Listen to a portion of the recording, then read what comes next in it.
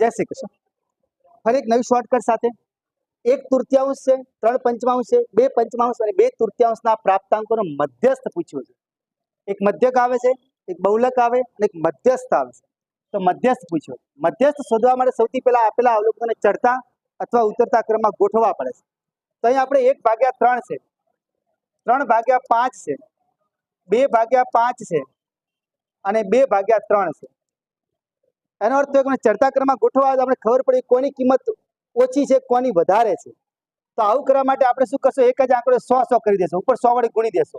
તો 1 ને 100 વડે ગુણો તો 100/3, અહીં 300/5 કરશો, અહીં 200/5 કરશો, અહીં ફરી 200/3 કરશો।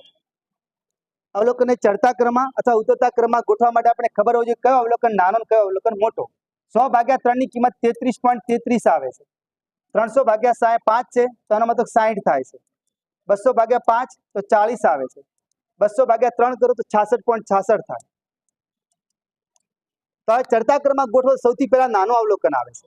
તો સૌથી પહેલા નાનો અવલોકન કયો, 33.33 વાળો 1/3।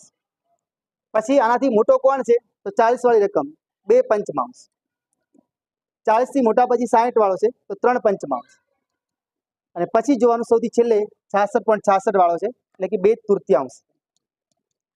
કુલ અવલોકનની સંખ્યા જોવાની 4 આપી છે તો આ બેકી સંખ્યા કહેવાય। તો બેકી સંખ્યામાં સંખ્યા આપેલી હોય એની કિંમત, તો વચ્ચેના જે બે અવલોકનો હોય છે ને એમનો સરવાળો કરીને અડધા કરી દેવાથી મધ્યસ્થ મળે છે। તો આપણે એમ શોધવા માટે આ બેનો સરવાળો કરીને અડધા કરી દેશો તો છેદ સરખા છે, 2/5 અને 3/5 અને ભાગ્યા 2 કરો છો તો 2/5 3/5 નો સરવાળો કરશો તો 1 થશે। છેદમાં 2 છે, જાપમાં 1/2 આપે તોય સાચું અને 0.5 આપે તોય સાચું।